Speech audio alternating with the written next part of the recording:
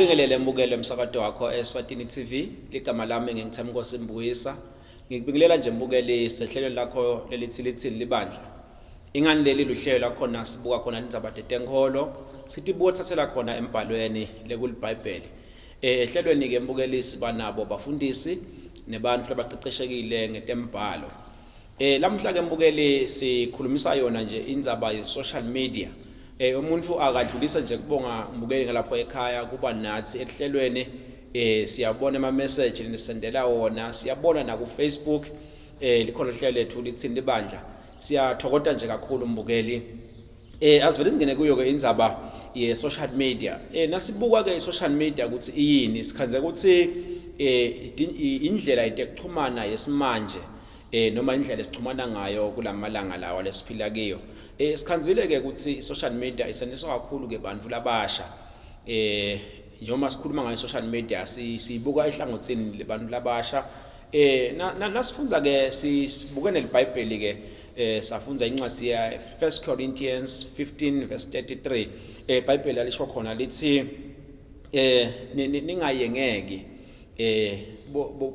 bungani bangani lababi bonakalisa similo lesihle sisiyayibuka nje sibuka indzaba ye social media kulamalanga bantu labasha ukhanza bahlala kakhulu ku social media bagcine bakhohlwa netinto letimcoka empilweni yabo ngihambi ngedwana ke nalamhlanje ngihlala yenteka ngihamba nempostoli zethi Mthethwa kusuka lapha ebandleni lase God at Work lilapha eNgwane Park uphindze futhi impostoli abe ngidirector aka VOC Voice of the Church asivusele Nyamposa Mbuyisa sivusele kuwe sivusele kumele ekhaya igama la Jesu Nkosi umbukele ekhaya igama la Jesu Nkosi amen amen ngisewona radio sokunemlaleli radio hlala kunemlaleli ngamhla kunembukelo azazibavusela bona igama la Jesu Nkosi amen amen Nkosi yami Apostle asivele singene kuyo indzaba esikhuluma ngayo lamuhla sikhulumisa indzaba ye social media ngabe ithini imithelela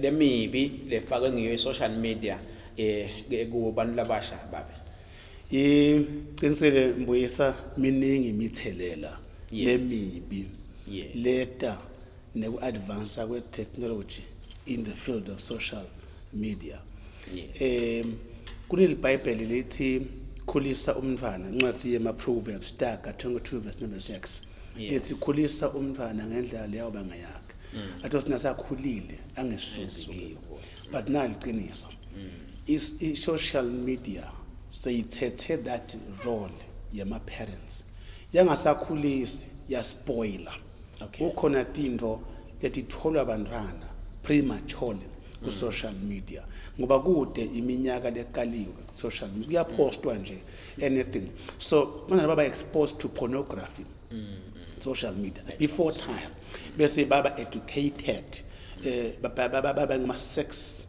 oriented people before time because babona tithombe ingqono social media dithathe emehlo abo you know so siphele isikhathi akho sithatha umntana nana kabuthi umntana imake ubuya ngathi ubuya kobeleka athi makayi ngibuya kulanza umuntu endizeni wehle ngendiza so outdated now safuna ukukhuluma ngathi indiza namuhla ngoba i-social media ivele ba expose yabatshela ukuthi kwentekani so kunale premature exposure to pornography.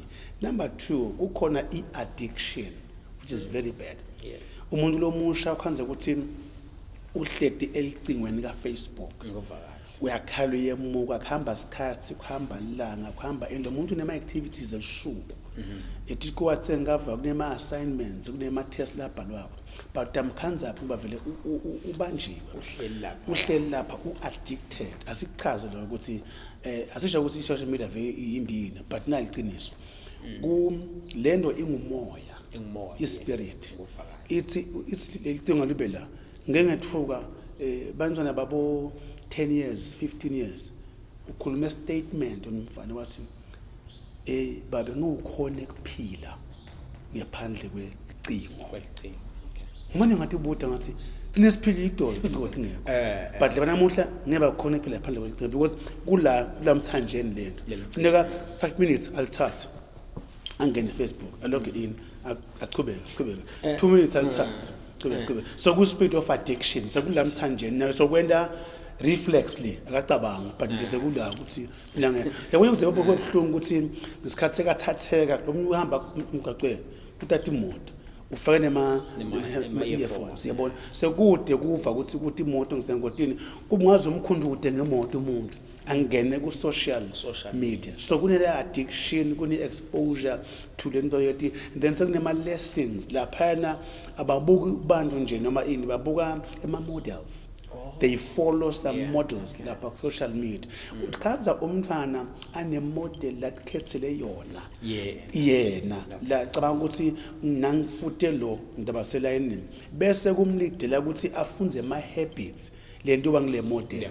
Isina ukhanza imodel yakho ibhema awubhema ngani wena because iba se plugin mase ibhemile ibe powerful nase ibhemile so now utakhanza ukuthi nangafuta lo muntu lo lengibona ku social media then nangabe le model idla amaphilisi lathide nayo utakhanza adla amaphilisi langa because umodel le model kwegcina kukhona ukuthi social media uthole ama friends lo ngawathi ukuthakuphi you know now intombatana uthole a male friend ka Facebook vele akuphathe kahle nigcine seka ku invite anivakashelana nibonane live ndibineka social media kuphumela uswane ningazange senithandzane nibuma friends ala Facebook but liphume liswane selipelekiwe ngoba sesihambile ngaya eMpumalanga kaNombeka seMpumalanga ngaya khona ngiliswati ngidibena ka Facebook ukuthi seMpumalanga ngayicross iborder ngeMpumalanga bangitshela ukuthi ngakuphi sadibana bangani siyaphuma sisi so vele kuphuma sisi vele siphumile sisi sesibhuleka nento abandleni siphula tisita ka Facebook kids Facebook pregnancies you see that yeah so cha futhi ngiyayithanda lenzaba lokukhuluma ngayo ngiyakuva babe ukuthi uyayibeka ukhuluma through experience sure ngifuna sibuke nayo transition ke baba yes wena nyalo sowukhulile itolo ubonile ukuhamba kwemlayeto la khona ababe bekahamba ekhaya kuthi angisuka amanzini aye kahlathi kuthiwa bawuthi uhamba 2 days endelwe emaheyo lathi ahamba wanathi umikise nje umlayeto munye kwafika ke tincingo tincingo ngaqala khona dathi asikhulume yebo kwabona ngathi hayi ngathi likhuluma kuyaphutisa nakusikhuluma ngenzaba ukuthi nyalo umuntu ngila kangwane ngikhuluma umuntu ose next break ngakufike khona ku social media sure ngicela sibuke babe le transition leyo ngoba into letinenge imfundisi ndinadadewa kakhulu bantu labasha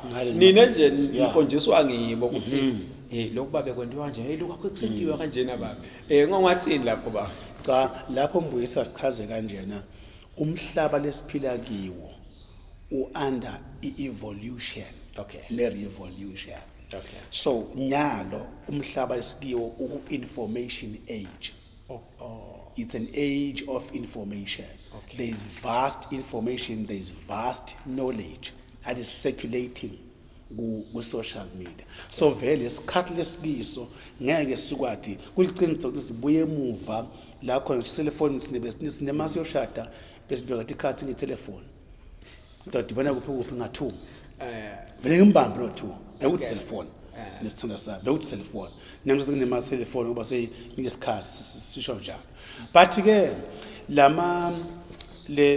lama platforms alokuhambisa the information are not bad kufuna vele sihambe sithothoke sifike lapho because they are easing the communication they are helping us sekuthi nyalo kule information age sekucumukele letinto leti hazard kulabantu labasha lebathi cancel ama platforms bangena kiwo siyafuna kuliqinisa ukuthi nje cellphone umfana wami uyathi kwendlula mina cellphone kunema functions lengawendi mina cellphone yami lo mfana ufike yena awend which is fine because sehlukene phela mbuyisa kukhwale kuthiwa ngema BBT which is ngema born before technology ngini la ngithi la ma PPTs were born before technology you see that so lamajala anga la born after ngithiwa ngama BAT la born after technology liseka ama BAT nema PPTs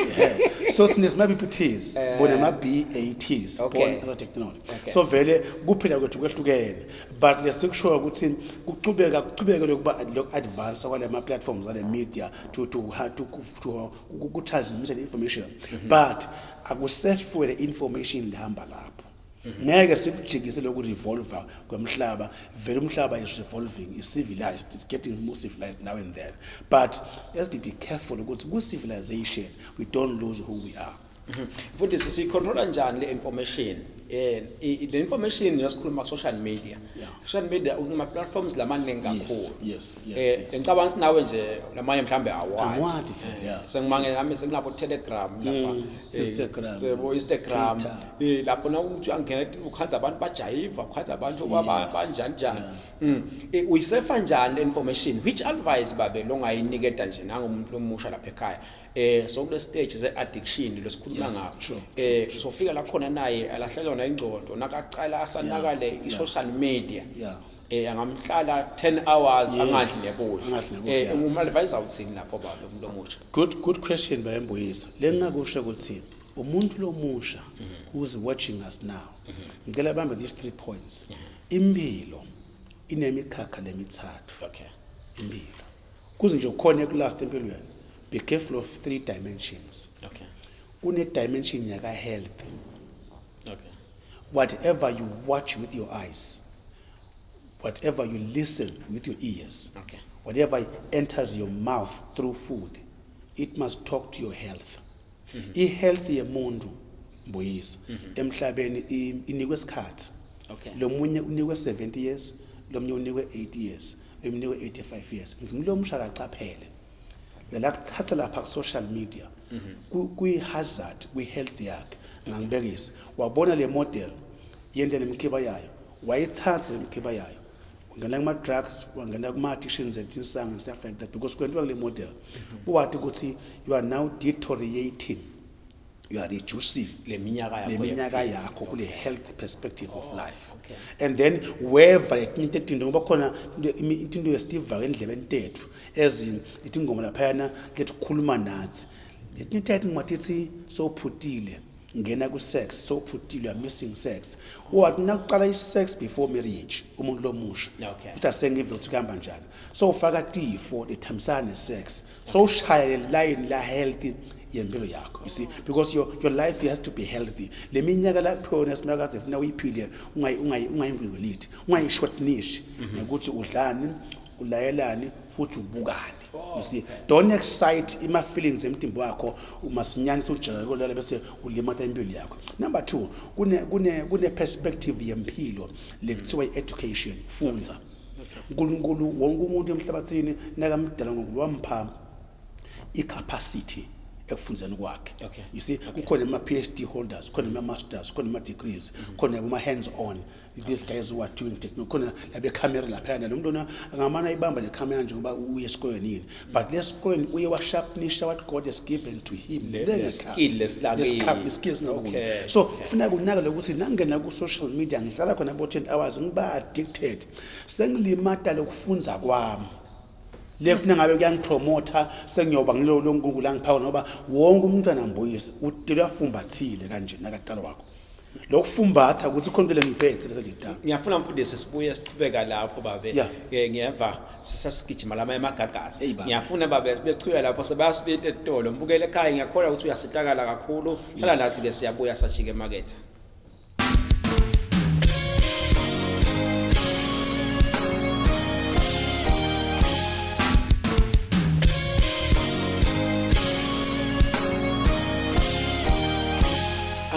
Mbukeli othanza kulela umsakazo wakho Eswatini TV. Mbukeli sehlelweni Litsini Libandla. Sibuka indzaba ye social media. Siyabuka nje imitselela social media lefike yasifakela kona lokuhle nalokubi. Ikakhulu kusibuka kubantu labasha. Ngihamba ke nemfundisi wami la ngimthanza kakhulu Apostle Z Mthethwa usuka lapha ebandleni lase God at Work.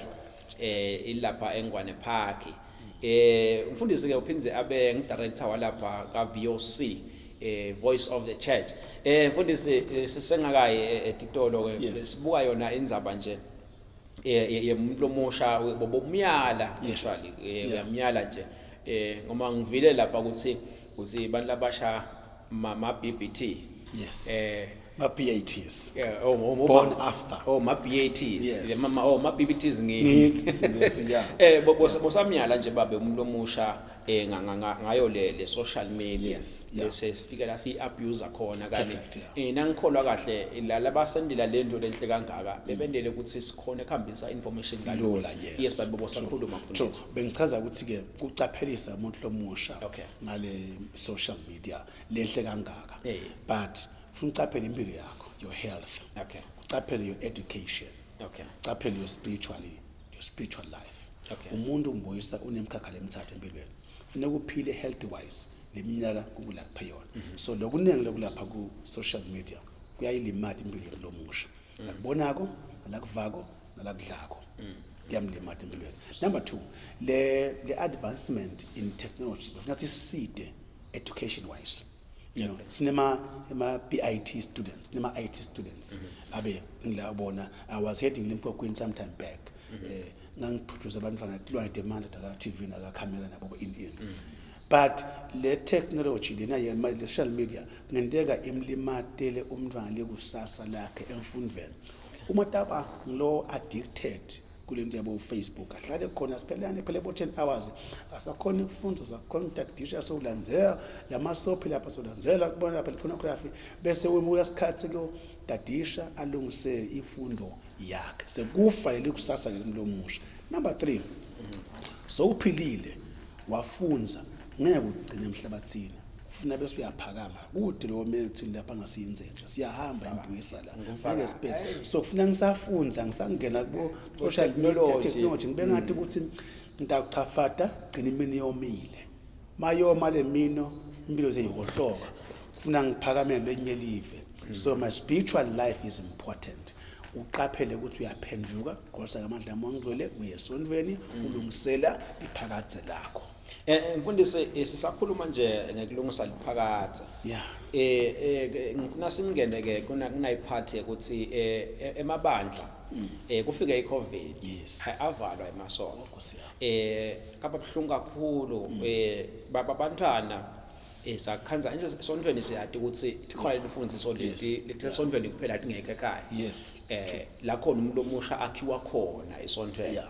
So kuthe nakuvalwa ngemabandla isikhathi esiningi umntwana kwakhanzala uhlele ekhaya.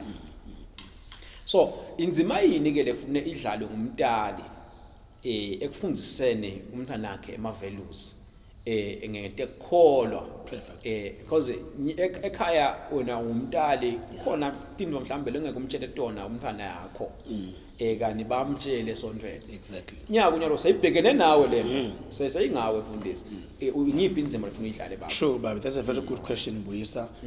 Lisikolwa nesonto liyasida.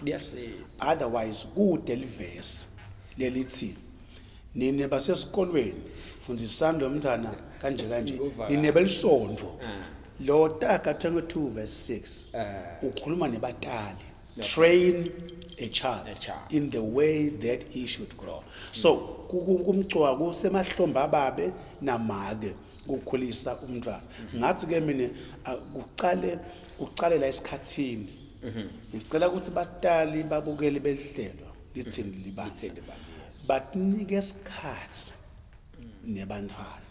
Yathi kubhlungu ukuthi kushuka umsombuluko kuyoshaya lisonto umntali ubuye ekhaya nga9 ebusuku buye nga10 ebusuku buye nga11 ebusuku utawuhlala nini nebantwana udivote nabo ubathanze ucoce nabo ngusiphi lesikhathi. Ngiyayino ukuthi kubhizi ngemsebenzi esinemihla ngano sibo CEO sibekuphi but noma ngabe ungu-CEO there's no better place than home because ngidahohloka lekube ngi-CEO ngidawubuya kuphi ubuye ekhaya. So likhaya limcokwa asekhenti khathi tekutrain abantwana ekhaya bese lama lessons ethu lekhaya kungabe ukuthi phendukani igcwala amandla amangcwele sonke isikhathi but asivulele ukuthi asesikhulume ngekubusha babo sesikhulume ngema habits abafana sikhulume nge-adolescent boys and girls. Sikhulume nge-cleanliness ekhaya yemaja.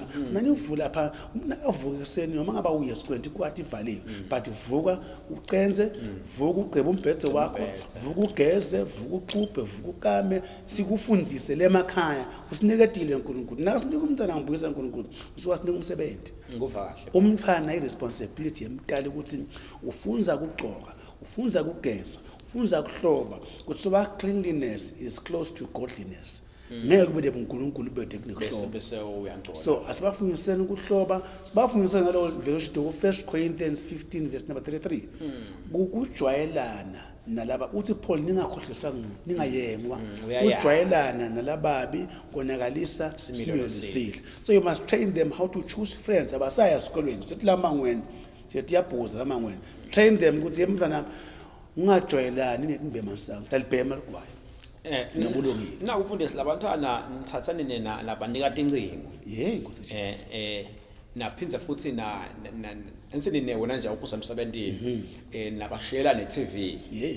Ngicela singayishiyi nayo iTV kona sikumabona kona. Yes, ngiyo futhi. But lapha kuTV thine ngetinu letivela. Yes. Ukhanza ukuthi basikhuluma ngama models labanye ama models abo babona ku TV. Yes. Akusike incingweni kuphela. So ukhanza ukuthi lo mntwana vele usikhathi esithe lapha ya ku TV nalapha ku social media. Nale model uyayibuka vele. True. Kanti gcine siyamlimata lo mntwana nje lathi 10 but wena mntale kawubona. Wena uthi hayi kumnanzi ngifake ama data nje mina. Bebabe ama data saphelile. Cinci angene ama data. Futhi ngicela lapho ngibuyisa kuyiveta ukuthi ngavile nje ukuthi kwecala la kuma television kukhona ama programs ama soap la ngena after boma 7 bo 8 bo 9 bo 10 11 ebusuku badala sibacele bele program kurong ushiya abantwana ku sitting room uhambe yolala baba exposed enhlelweni kuliqiniso utayifaka Eswatini TV le soap bese ubhala ukuthi PG 13 parental guidance 13 but the parents are not there because bangale balele sebusuku asivesicela igenge esifundisa ukuthi sidaba ovala nazivala nga9 sivala nga9 hamba siyolala umuntu uthi thatha uyamba thathisha kuthi TV emva kaloko kuliqiniso bayembuyisa ngeke sisho ukuthi ne-Eswatini TV ma TV onke arong ina sikuthathisha ngesikhathi lento le esikhuluma namhlanje yebo ma social media ilapha we 10-point charter of Alice Baylor ye New World Order. Singeke sakuvimba uhamba kusemplanini le New World Order siyalapha go the time of the Antichrist one world. So le media ke ingulenye yema cornerstones lefuna ukuthi abhebhetele lesitukulwane siyabe sinaso nasifika ku one world. Hayi wasethu mfundisi ukukhuluma nyalo ngabo Antichrist mbukele ekhaya bathi ke kuqiniso babe sisakhuluma ngayo nje le information kukhona lokwenteka social media nyalo into yatiwa abantu kucala ube ungayadi namnika wenza angibekuse nje ngakhamba komuntu emhlabeni ukhanza ukuthi nine ihlobo takhe bemndeni nisengikade but not uvula Facebook ukhanza kunabhuti wakho unasisi wakho ku Facebook kuthiwa rest in peace kulimata kangakanani lokho buntu nangasho kanjalo babe perfect yes kwephula you see mbuyisa lapho ungafelwa ngumuntu uthi umbikela ngalofile isihlobo sakhe kufele umbikela lakho because now thatha nje ingodi lendeke la kuma emhlaleni kwa nathatha sithombe semuntu alele phansi nawo ngifuna uthetha loka VOC ngiyembamba vele soshonini sobinzile uthatha ukuposta ka Facebook there and there donke ehlobo dakamthetho nkosikazi wamthetho abantu abamthetho bangavele ba collapse khona lapho so akusibo ubuntu sicela ukuthi emaswati la abantu abethu inkosi yami bathina ke kunendlela yokwatisa ihlobo temuntu ngekufa kwesihlobo sakhe lokho akusasibo ubuntu sekuyalala nje sekubi abantu bangalimala abantu bayethuka and kuyakudisturba lo munye uba semsebentini kuthi dokela khosa lecingo lakhe azinhla uyakela kusebenza yena kusebenza nyanje mangathiwa ngivule icingo la kungena into ukuthi inkosi yakho ushayise imoto kuphi you know kana ngabe singamela ukuthi njengoba sinebe emaphoyisa sinebe tindzaba abasithathele kahle you know bayibabude basemndenini ngibona ukhuluma umndeni abikele kahle lo mndeni kubike kahle the way le information leta ngayo iyasita uma engasuki ukuthi ba just but nayithatha kahle ngalama channels akhona ekubika lo mdzala ekhaya so ulungele ukuthi hey asibike live ukuthi akasekho umfundisi liba amadiki wabo ukuthi ngifisa umthetho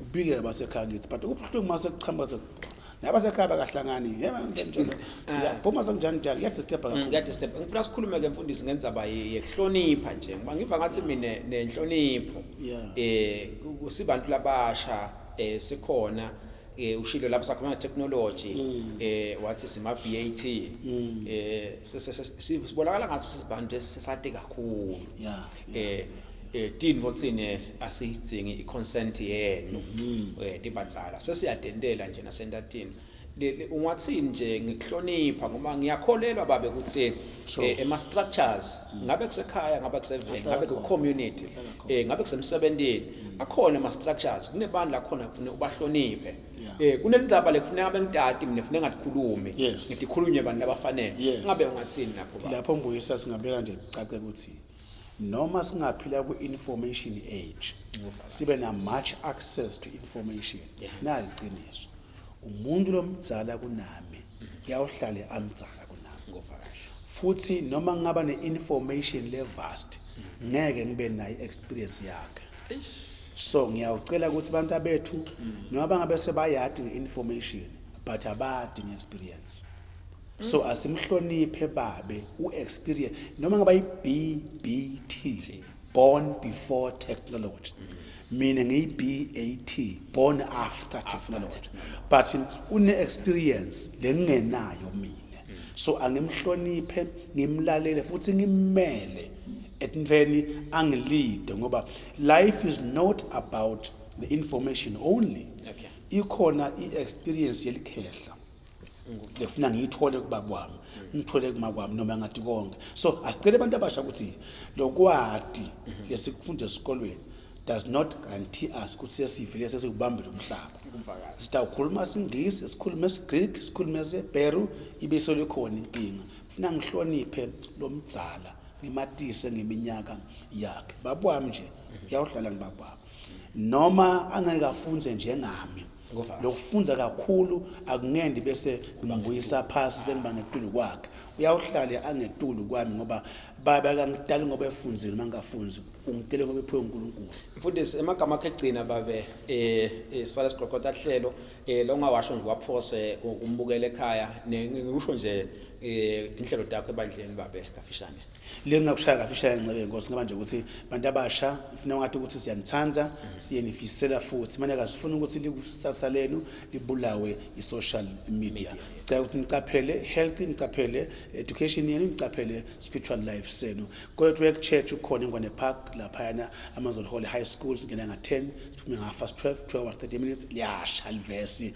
siyabuya 9 o'clock ngaVOC uvule VOC 9 o'clock ngeSunday ngisuka sengilive lapho ngibemeta 10 ngisengwane Park tiyabekwa tigcine kahle diphathe kahle emlomusha uthi mbhali u1 Timothy 4:12 ungavumi ukuthi busha bakho ubethelele mbukeli ulapho esekhaya ngijabule kakhulu yathi kumnanzi kuba nemsakati ngala emsakatweni umsakati usemsakatweni sijabule kakhulu imbukeli kuba nemfundisi umpostoli lona ZETINKHUNDLA ukusekhamela nje umuntu omdzala ngekusiyala sibantu labasha ukuthi kufanele sitiphathe njani kuna information age lesikhuluma ngayo siyaleka ke umuntu omusha ekhaya hlonipha abantu abadzala dihloniphe nawe mina igama lami ngithemba kwasembuyisa ngithi kubuka lokuhle inhlelo elandzelako emsakatweni wakho Eswatini TV usale kahle